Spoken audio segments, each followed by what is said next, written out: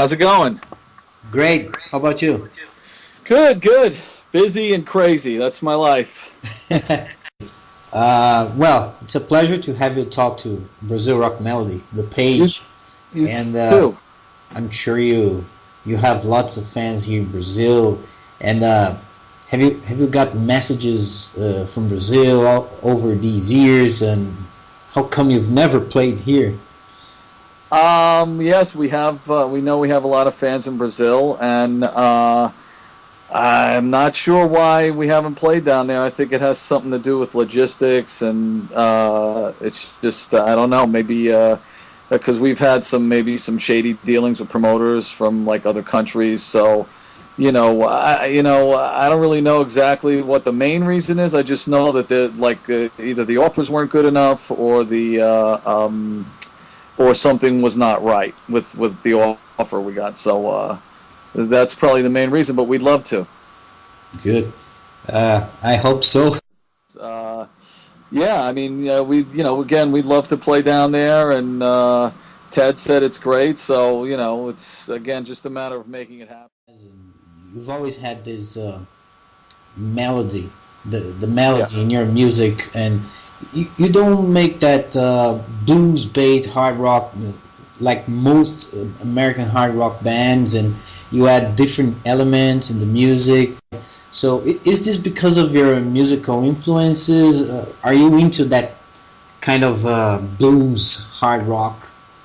Grew up on the I guess if you want to, for lack of a better term, call it blues based hard rock. I grew up on that, and then at some point while I was growing up, other bands started coming in with like more pop melodies and more sing along stuff like Cheap Trick and Kiss and those kind of bands. They weren't really like blues based rock either. So between that and like wherever my tastes evolved to, as I got older, I started to like Rick Springfield and Oh, great. kind of really just straight ahead, good pop music. And I think Steve also came from that place. Like Steve also he's a big Cheap Trick fan, and he liked all kinds of pop bands. And so when we got together, that's when we were writing. When we started to write together, we started writing with that in mind. Like we were really into at that time, and it's crazy. But when we first got together, we were into like Rick Springfield, Survivor. Trying to think of who else. Loverboy, like that kind of Yes. stuff. So Yes. if you listen close enough on the first album, there are influences from all of those bands and more. But that's what we were really into. Our goal was to try and be like a hard rock Survivor. I thought if we could take that and make it heavy, like with heavy guitars and loud drums and big vocals, I said that's kind of where I wanted it to go, and Steve was right there. He was just as much a part of it as me. When you released Revolve, I mean, the whole reason I'm talking to you here is because I like that album so much, and I still listen to it. And when it was released, to me, it was among the three best CDs in 2009. Got great reviews, and in my head, from that point, you would get fired up and start playing everywhere, like South America, for example, and keep releasing new albums. But that hasn't happened that way, right? Am I wrong? Or No, you're absolutely right. What can I say? The band Danger Danger is kind of like we all love each other, but we're all dysfunctional in our own way, and uh, my plan was to release that album and go play behind it, but for some reason, again, us wanting to go play and actually making it happen are two different things, because everybody has a different agenda, and a lot of times it's hard to get two out of the three of us to agree on something, and and again, we're not younger guys, so we can't really go out and like do a proper tour and rough it the way we used to, meaning like no sleep, 5 people in a hotel room, all that stuff. We're all grown men now, so again, we're not trying to go out there and fly first class, and you know what I mean, and have the best of everything.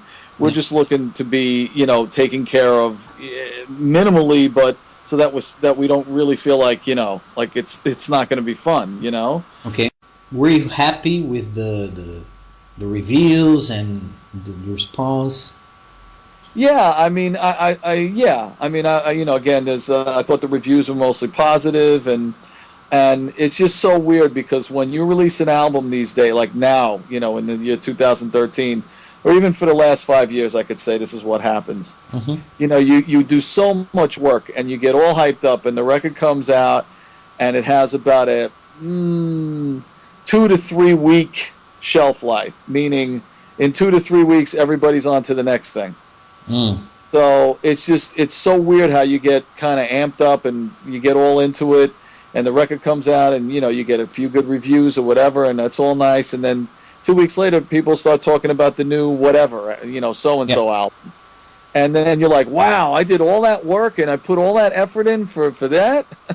Yeah. So it's kind of disappointing, but at the same time it is the reality of the music business. Yeah, I hear a lot of musicians. I just saw the video of you playing at the M3 Rock Festival in Colombia. Yeah. And you sound great, and I thought that Rob Marcello is a great guitar player, and Steve is in great shape, and Ted seems to be having a lot of fun as much as you. And having said that, and any plans for Danger Danger DVD, because you don't have one, right? And with this the burning DVD question. I, for one, am not crazy about the prospect of a Danger Danger DVD right now, just because, I don't know, I kind of would want maybe for our fans to kind of remember us when we were young instead of now. So, especially because we've never had one. So if we make one now, it's going to be kind of weird because we're all a lot older. So it would take a lot of convincing for me, at least, to be interested in it. And Steve feels the same way. He's not really interested in it. Wow. I don't know. I mean, again, if the cries were loud enough for a DVD, like if people just kept bugging us, like, hey, you got to do a DVD, then I guess we would consider it more. But it's just, again, it's a tough thing to just get everybody on the same page with this band. What are the plans with Danger Danger for this year and next year? For this year, I don't know if there's really much in the pipeline for Danger Danger. I mean, again, if maybe we might do a few more shows, I don't know. And then next year, we're hoping to put together something special for our 25th anniversary. Ah, that's good. A DVD. A DVD, maybe that's what it'll be. Yeah. Just for you. Okay. I'm waiting to do another Danger Danger CD. Oh. That's the. That'll be out in 2059. Oh man. Oh my God. Don't take too long.